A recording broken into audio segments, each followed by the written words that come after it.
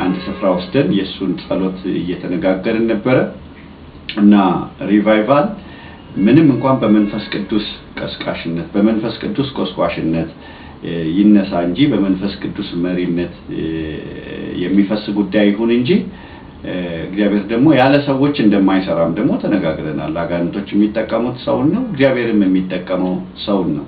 ምንም እንኳን እግዚአብሔር በሰማይና በምድር የወደደውን አደረገ ፈቃድ ወደ መራችሁ ይዞራል የሚሉ እነዚህን የመሰሉ ስለ ሉዓላዊነቱን የሚያጎሉ ቃላቶችም ብናገኝ በተደጋጋሚ እንዳነሳ ነው እግዚአብሔር ራሱን ገድቧል ከሰው ጋር ለመስራት። ስለዚህ ነው በአንደኛ ቆሮንቶስ ምዕራፍ 6 ላይ አብረን ሰራተኞች እንደሆነን የሚናገረው ኮወርከርስ እንደሆነን ከእግዚአብሔር ጋር በሽርክና እንደምንሰራ እና በእኛ ጸሎት በሰዎች ጸሎት እግዚአብሔር ራሱን እንደገደበ ነው ስንነጋገር የቆየ ነው። ስለዚህ ሪቫይቫል ምንም በመንፈስ ቅዱስ ቀስቃሽነት ቢነሳም ሪቫይቫልን የሚመሩ ፈርም ያስይዙ ሰዎች ያስፈልጋሉ፣ የሚቆሰቁሱም ሰዎች ያስፈልጋሉ።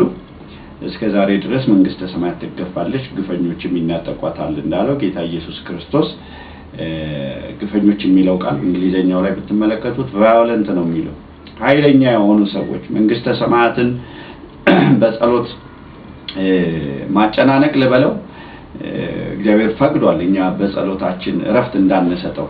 ይሄንን በኢሳይያስ በትንቢተ ኢሳይያስ ላይ የምታገኙት ሐሳብ ነው። ረፍት አትስጡት፣ ኢየሩሳሌምን በምድር ላይ ምስጋና እስከሚያደርጋት ድረስ ረፍት አትስጡ የሚል ማበረታቻ አለና እንደዚህ አይነት ሰዎች ያስፈልጋሉ። የሚጸልዩ ሰዎች እውነተኛ ሪቫይቫል እንዲነሳ የሚጸልዩ ሰዎች ያስፈልጋሉና ስለ ሪቫይቫል የምንነጋገረው ለምንድን ነው የሚል ሐሳብ ቢነሳ አንደኛ በምድሪቱ ላይ ታላቅ የሆነ ሪቫይቫል እንደሚነሳ እግዚአብሔር እንደተናገረ እንደሚነሳ ከሚያምኑ ሰዎች መካከል ነኝ።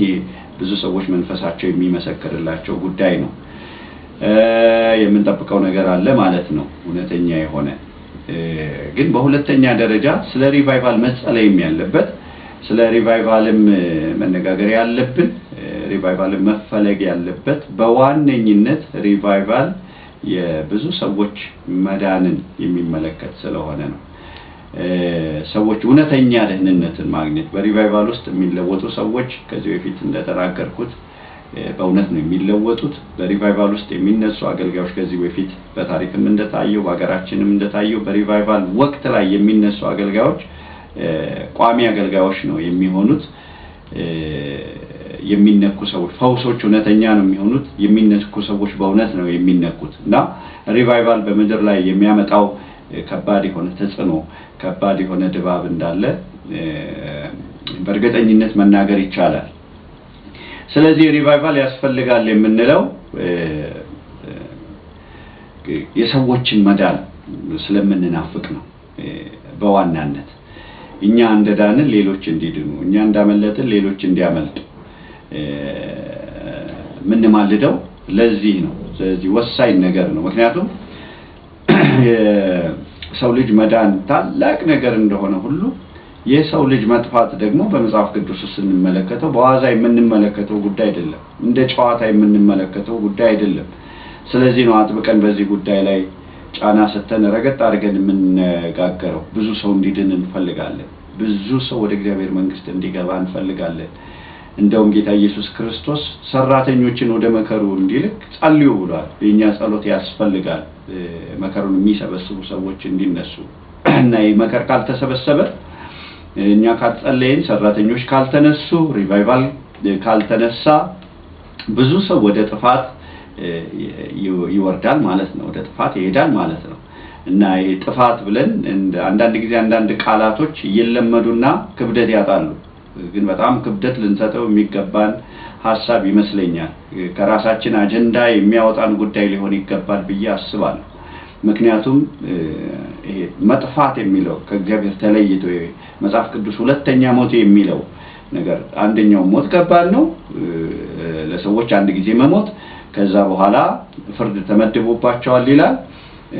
እሱም ራሱ ከባድ ሆኖ እንዳለ ከዛ በኋላ ግን ያለው ጉዳይ ዘላለምን የሚመለከት ጉዳይ ማቆሚያ የሌለው የጊዜ ገደብ የሌለው ከ1000 ዓመት በኋላ ከ10000 ዓመት በኋላ ከ100,000 ዓመት በኋላ ከ10 ሚሊዮን ዓመት በኋላ የሚባል ነገር አይደለም ዘላለም ነው የሚለው እና የሁለተኛ ሞት ከእግዚአብሔር ለዘላለም ተለይቶ መጥፋት ማለት ነው ያለ እግዚአብሔር መኖር ማለት ነው ያለ እግዚአብሔር ፕሬዘንስ መኖር ማለት ነው ከአጋንንቶች ጋር ከሰይጣን ጋር ከመላእክቱ ጋር በእሳት ባህር መቀጣት ማለት ነው ይህንን መቼም ሰው ካመነ እንደቀላል እንደማይመለከተው ተስፋ አደርጋለሁ ስለዚህ ሪቫይቫልን ጉዳይ ስናነሳ ይሄ ሰዎችን መዳን የነፍሳትን መዳን ጉዳይ ሰዎችን ማምለጥ ጉዳይ ሰዎች ከጨለማ ወደ ብርሃን የመውጣታቸውን ጉዳይ ስለሆነ ጫና ሰተን መነጋገር ያለብን ከዚህ የተነሳ ነው ሪቫይቫል ቀላል ነገር አይደለም በታሪክ እንደታየው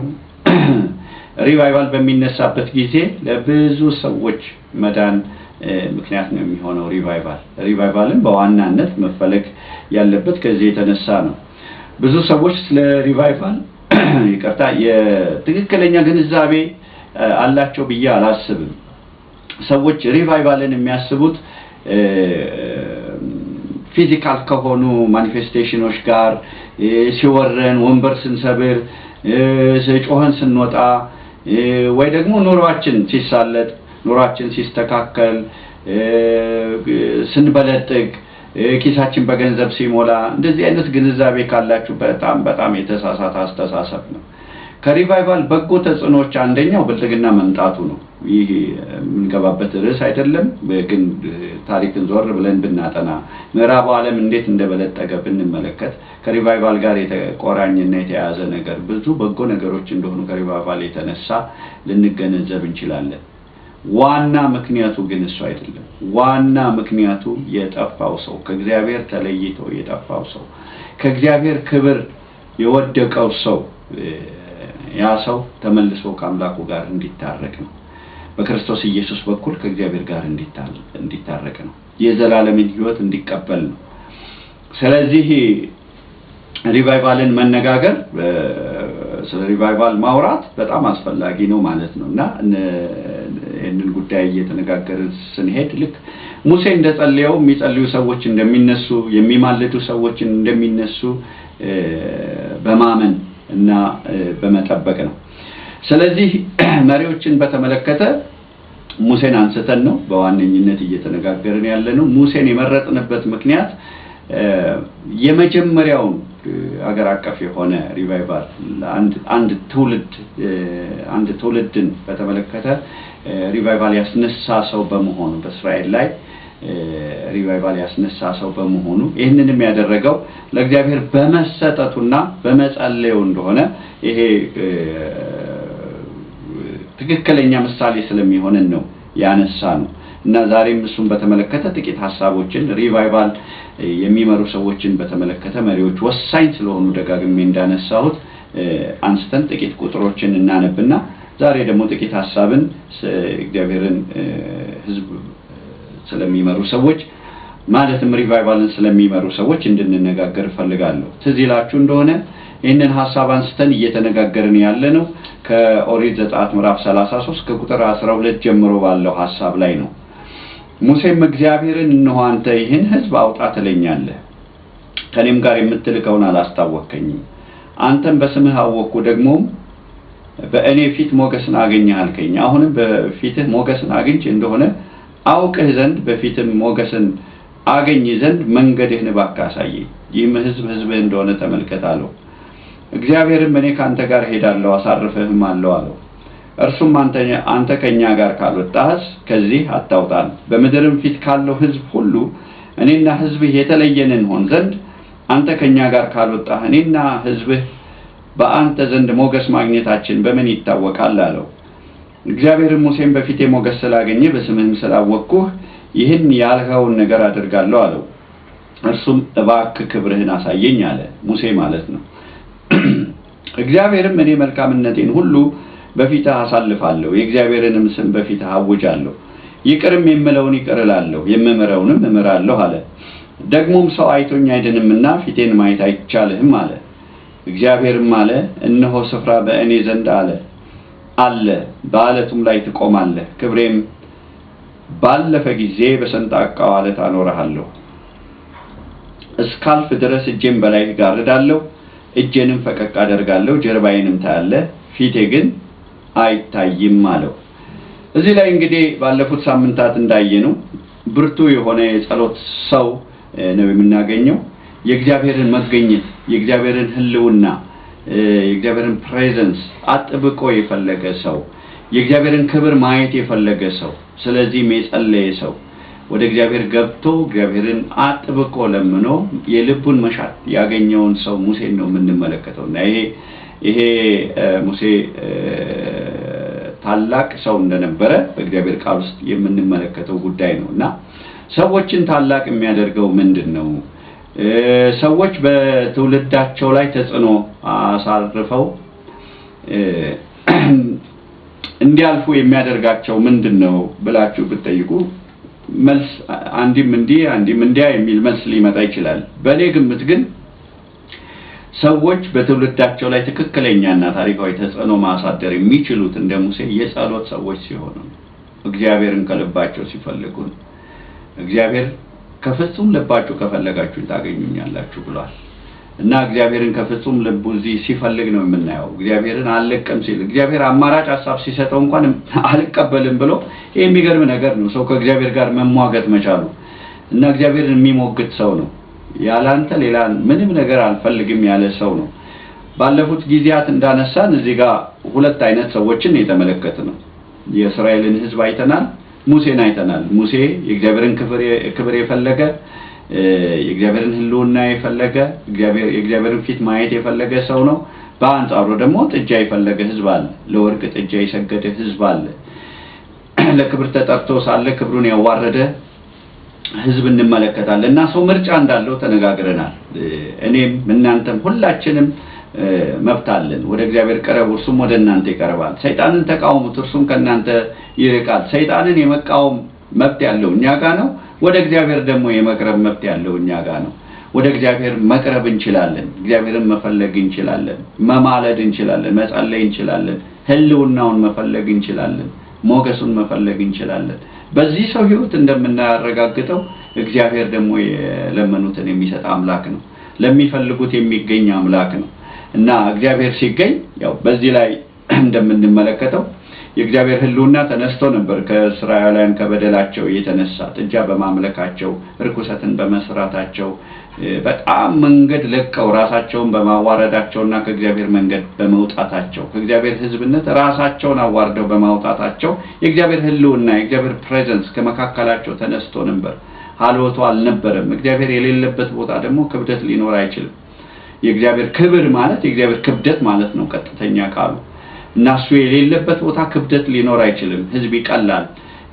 ጉባኤዎቻችን ያለ እግዚአብሔር መገኘት ያለ እግዚአብሔር ህልውና ምንም ማለት አይደሉም፣ ክብደት አይኖራቸው።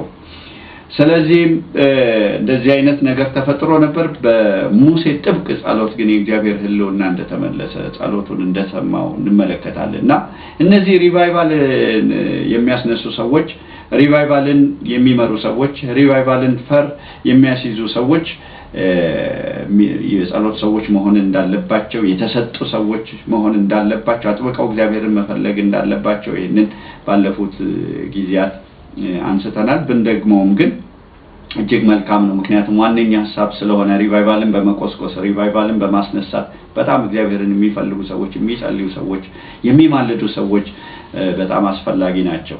ስለዚህ ባለፈው ሳምንት ይህንን ሰው በተመለከተ ያነሳን ምንድነው?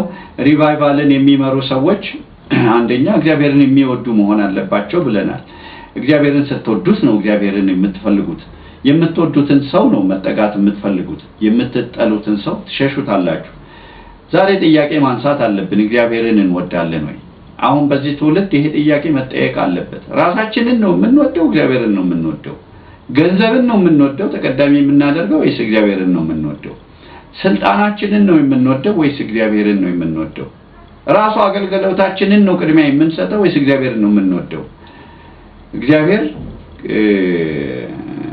ከማንም ጋር ደባል አይኖርም። ከማንም ጋር ደባል አይቀመጥም። ከሁሉ ይህንን በተመለከተ ጌታ ኢየሱስ ክርስቶስ ራሱ ግልጡን እኮ ነው የነገረን።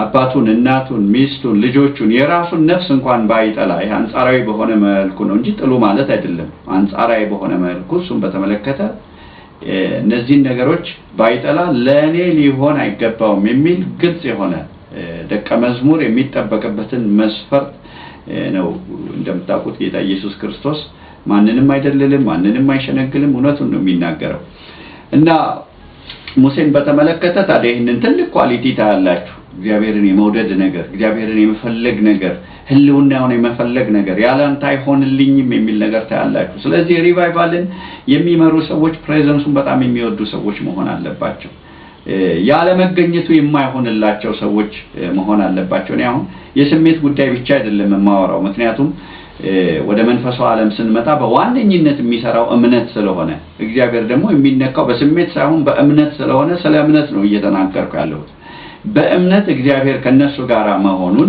አብሮ እንዳለ ሞገሱ እንዳለ ክብደቱ እንዳለ ማጣራት በጣም የሚፈልጉ ሰዎች ናቸው ሪቫይቫል የሚሰሩ ሰዎች እንደገና ሁለተኛ ከዚህ ጋር አብረን ያነሳነው ሐሳብ አለ ሰው እግዚአብሔርን የሚወድ ከሆነ ሌላውን ሰው ይወዳል ጌታ ኢየሱስ ክርስቶስም ይህንን ትእዛዝ በሚሰጥበት ጊዜ ወርቃማው ትእዛዝ ብሎ ለሕዝብ በሚናገርበት ጊዜ አንደኛውና የመጀመሪያው ወርቃማው ትእዛዝ እግዚአብሔር አምላክን በሙሉ ኃይል በሙሉ ነፍስ በሙሉ ጉልበት በሙሉ ሐሳብ ውደድ ነው ሁለተኛው ግን ጎረቤትህን እንደራስህ ውደድ ነው ለሕዝብ የሚማልዱ ሰዎች ቅድም ስለ ምልጃ አንስቻለሁ ለሕዝብ ልንማልድ የምንችለው ሕዝብ የምንወድ ከሆነ ነው ባለፈውም ጊዜ አንስቻለሁ ስለ ሀገር መውደድ ሲነሳ ብዙ ጊዜ ሰዎች የሚታያቸው የምድሪቱ መልክዓ ምድር ሊሆን ወንዙ ሊሆን ይችላል ሸለቆ ተራራው ሸንተረሩ ሊሆን ይችላል አገርን መውደድ በዚህ መልክ ምንም ክፋት ባይኖረውም ግን አገርን መውደድ በዋነኝነት የአገሩን ሕዝብ መውደድ ማለት ነው እና ሙሴ ምን ያህል ሕዝቡን ይወድ እንደነበረ ነው የተመለከተነው በጣም ከባድ ፍቅር ነበር ለሕዝቡ ምክንያቱም እግዚአብሔር አዝኖ በሕዝቡ ላይ ይሄንን ሕዝብ አጠፋዋለሁ እንደ አንድ ሰው አድርጌ አጠፋዋለሁ ለሌላ ሕዝብ አደርጋለሁ ሲለው እንደዚህ የምታደርግ ከሆነ እኔን ከሕይወት መዝገብ ላይ ደምስሰኝ ከምታደርግ ነው ያለው ምን ያህል ሕዝቡን እንደሚወድ ነው ያሳየው ወገኖች ወይ ምን ያህል የሰው ፍቅር አለን ምን ያህል የነፍሳት ሸክም አለን ምን ያህል ከራሳችን ይልቅ ለሰዎች እንጸልያለን ለሰዎች መዳን ቅድም እንዳልኩት የጠፋው ሰው ወደ እግዚአብሔር እንዲመለስ ምን ያህል እንጸልያለን እና ይሄ ሰው እዚህ ላይ እንደምትመለከቱት ሕዝቡን ያዳነ ሰው ነው የእግዚአብሔርን ፕሬዘንስ እንደገና ያመጣ ሰው ነው እንደገና እግዚአብሔር ሕዝቡን እንዲቀበል ሕዝቡን ይቅር እንዲል ያደረገ ሰው ነው በእርግጥ እግዚአብሔር በራሱ በምህረትና በቸርነቱ ያስነሳው ሰው ነው ከእግዚአብሔር የበለጠ ሩህሩህ ሆኖ አይደለም ከእግዚአብሔር የተሻለ የሚያስብ ሆኖ አይደለም እግዚአብሔር ራሱ ያስነሳው ሰው ነው ግን እንደዚህ አይነት ልብ የገጠመለት ሰው ስለነበረ ሙሴ እግዚአብሔርን ብቻ ሳይሆን ሰውንም የሚወድ እንደነበረ እናውቃለን በዮሐንስ መልእክቶች ላይ ይህንን ሐሳብ ተንጸባርቆ ታያላችሁ የማያየውን እግዚአብሔርን እወዳለሁ የሚል ባጠገቡ ያለውን ወንድሙን የሚጠላ ሰው ውሸታም ነው የሚለው እንዴት እግዚአብሔርን ሊወደው ይችላል ነው የሚለው እና እግዚአብሔርን መውደዳችን አንዱ የሚገለጠው ሌላውን ሰው በመውደዳችን ነው ሰዎችን በመውደዳችን ስለዚህ እነዚህ ኳሊቲዎች ሪቫይቫልን ከሚመሩ ሰዎች ይጠበቃሉ ማለት ነው ሶስተኛ ስለዚህ ሰው የምንመለከተው ባለፈው ሳምንት አንስተነው እንደሆነ አላውቅም በመድር ካሉ ሰዎች ሁሉ ትሁት ነበረ ይላል ትህትና ምንድነው እጅን ወደ ኋላ አድርጎ ጎንበስ ብሎ ሰላም ማለት የመቅለስለስ ጉዳይ በሰዎች እይታ አንዳንድ ትህትና የሚባሉ ነገሮች አሉ ምንድነው ብለን ብናነሳ በእግዚአብሔር ቃል መሰረት በኢሳይያስ 66 ላይ ስትመለከቱ እግዚአብሔር ትሁት የሚለውን ሰው ገልጦታል ወደዚህ መንፈሱ ወደ ተሰበረ በቃሌም ወደሚንቀጠቀጥ ሰው መለከታል እንደውም ከዚህ አይነት ሰው ጋር በከፍታ ስፍራ ላይ ይቀመጣሉ ይላል ስለዚህ እግዚአብሔር ትሁት የሚለው ሰው ቃሉ የሚያንቀጠቀጠው ሰው ነው ለቃሉ ክብደት የሚሰጥ ሰው ነው ሙሴ እንደዚህ አይነት ሰው ነበር ሙሴ ለመሆኑ በመድር ካሉ ሰዎች ሁሉ ትሁት የሆነው እንዴት ነው ብለን ብንጠይቅ እኔ በዋነኝነት ይሄ ኤክስፒሪየንስ ይመስለኛል ሰው እግዚአብሔርን አይቶ ወገኖች ስለ እግዚአብሔር ማወቅ እና እግዚአብሔርን ማወቅ አንድ አይነት ነገሮች አይደሉም ስለ እግዚአብሔር መረጃ ሊኖራችሁ ይችላል እንደዮ በመስማት ስላንተ ሰምቼ ነበር፣ አሁን ግን ዓይኔ አየች፣ ስለዚህ ራሴን እንቃለሁ፣ በአፈርና በአመድ ላይ ተቀምጬ እጸጸታለሁ ነው ያለው ኢዮብ ምዕራፍ 42 ላይ ብትመለከቱ። እግዚአብሔርን ስታዩ፣ እግዚአብሔርን ፈልጋችሁ ወደ ህልውናው ስትገቡ፣ እውነተኛ ህልውናው ስትገቡ የልቦናችሁ ዓይኖች ሲበሩና ሲጠሩ ትዕቢተኛ ሰዎች ልትሆኑ አትችሉ። ሁሉ ነገር በጸጋና በጸጋ ብቻ እንደሆነ ነው የሚገባችሁ። ከምህረቱ የተነሳ ብቻ እንደሆነ ነው የሚገባችሁ። የራሳችሁን መንፈሳዊነት፣ የራሳችሁን የጾም ጸሎት ህይወት፣ የራሳችሁን ንጽህና፣ የራሳችሁን ጽድቅ መቁጠር ታቆማላችሁ። ምክንያቱም እግዚአብሔር ጋር ስትገቡ ፍጽምናው እጅግ በሰው አእምሮ ሊታሰብ የማይችል ከሰው አስተሳሰብ ቀመር በጣም ያለፈ በመሆኑ ማለት ነው። እና ይሄም ሰው እግዚአብሔርን ስላየ ነው ብዬ አስባለሁ። በዚህ ስፍራ ላይ እግዚአብሔርን ለማየት ጠይቆ እግዚአብሔርን ስላየ ወደ ህልውናው ስለገባ ነው ብዬ አስባለሁ። ትሁት በምድር ካሉ ሰዎች ሁሉ ትሁት የሆነው እግዚአብሔር ትዕቢተኞችን ይቃወማል። ይህንን ነገር ለራሴም ለእናንተም ከማስጠንቀቂያ ጋር ነው የምናገረው። አጋንንቶች ቢቃወሟችሁ ምንም ማለት አይደለም። በነቂስ ወጣው ከሲኦል ቢቃወሟችሁ እግዚአብሔር አብሯችሁ እስካለ ድረስ የዓለም ህዝብ ሁሉ፣ የዓለም ነገድ ሁሉ ተሰብስቦ፣ የዓለም ጦር ሰራዊት ሁሉ ተሰብስቦ ቢቃወማችሁ እግዚአብሔር አብሯችሁ እስካለ ድረስ ምንም አይነት ችግር ሊፈጠሩባችሁ አይችልም። እግዚአብሔር ሊያሸንፍ የሚችል ስለሌለ ማለት ነው። ነገር ግን እግዚአብሔር ከሆነ የሚቃወማችሁ፣ እግዚአብሔር ትዕቢተኞችን ይቃወማል ይላል። እግዚአብሔር ከሆነ የሚቃወማችሁ በምንም አይነት አቆጣጠር ልታሸንፉ አትችሉ። ከእግዚአብሔር ጋር የሚጣሉ ሰዎች ይደቃሉ ይላል። ስለዚህ ከመሪዎች ትህትና ይጠበቃል። ለቃሉ መንቀጥቀጥ፣ ለእግዚአብሔር ድምጽ መጠንቀቅ፣ እግዚአብሔርን መፈለግ፣ ራሱ መጸለይ የትህትና ምልክት እንደሆነ ታውቃላችሁ። የማይጸልዩ ሰዎች ትዕቢተኛ ሰዎች እንደሆኑ ነው እኔ የማምነው። ምክንያቱም በራሳቸው ኃይል፣ በራሳቸው ጉልበት፣ በራሳቸው ጥበብ፣ በራሳቸው ክህሎት አንድ ነገር ማድረግ እንደሚችሉ፣ አንድ ነገር ማስፈጸም እንደሚችሉ ስለገባቸው ነው ብዬ አስባለሁ የማይጸልዩት። ልኩን የሚያውቅ ሰው ግን ያ በሱ አቅም፣ በሱ ኃይል፣ በሱ ጉልበት ማድረግ እንደማይችል የሚያውቅ ሰው ግን የመለኮትን ረድኤት ይፈልጋል። እና ይሄንን ብያችሁ ነው የምጨርሰው። በሁለተኛ ቆሮንቶስ ምዕራፍ 1 ላይ ስትመለከቱ ከአቅማችን በላይ የሆነ ችግር ገጥሞን ነበር ይላል ጳውሎስ። እና በውስጣችን የሞት ድምጽ ሰምተን ነበር ይላል። ግን እግዚአብሔር እንዳዳናቸው ደግሞ ያበስራል፣ ይናገራል። ግን እግዚአብሔር በዚህ ሁኔታ ውስጥ እንድናልፍ ያደረገን ሙታንን በሚያስነሳው በእግዚአብሔር እንጂ በራሳችን እንዳንታመን ነው ይላል። አሁን በራስ ስለመታመን ብዙ ይሰበካል። ስክሪፕቸራል አይደለም፣ መጽሐፍ ቅዱሳዊ አይደለም። ሕይወታችሁን አታባክኑ። ያለ እግዚአብሔር ምንም ማድረግ አንችልም። ያለኔ ምንም ማድረግ አትችሉም ብሎናል ባለቤቱ እሱ ራሱ። ስለዚህ ለዛሬ እዚህ ላይ ይበቃናል። በሚቀጥለው ሳምንት በዚሁ ሐሳብ ላይ መሪዎች ምን አይነት ኳሊቲ ሊኖራቸው ይገባል በሚለው ሐሳብ ላይ ቀጥለን እንነጋገርበታለን። እስከሚመጣው ጊዜ ጌታ ኢየሱስ ይባርካችሁ። በመንፈስ ቅዱስ ያልተሞላችሁ ሰዎች ኢየሱስ ክርስቶስን በመንፈስ ቅዱስና በእሳት የሚያጠምቅ እሱ ስለሆነ በርከክ ብላችሁ ጌታን ጠይቁ። የሚጸልይላችሁ ሰው ካለ እጅ ነው ይጸልይላችሁ። ዋናውን ነገር ደግሞ በጌታ ያላመናችሁ ድህነትን ያልተቀበላችሁ ሰዎች ካላችሁ ያለ ኢየሱስ ክርስቶስ መዳን የለም። ከሰማይ በታች እንድንበት ዘንድ የተሰጠ ሌላ ስም የለም። የማንም ስም አያድንም። የሚያድነው ኢየሱስ ብቻ ነው። ይህንን ስም ጠርታችሁ ዛሬ እንድትድኑ አበረታታችኋለሁ። ጌታ ኢየሱስ ይባርካችሁ። ኢየሱስ ያድናል። አዎ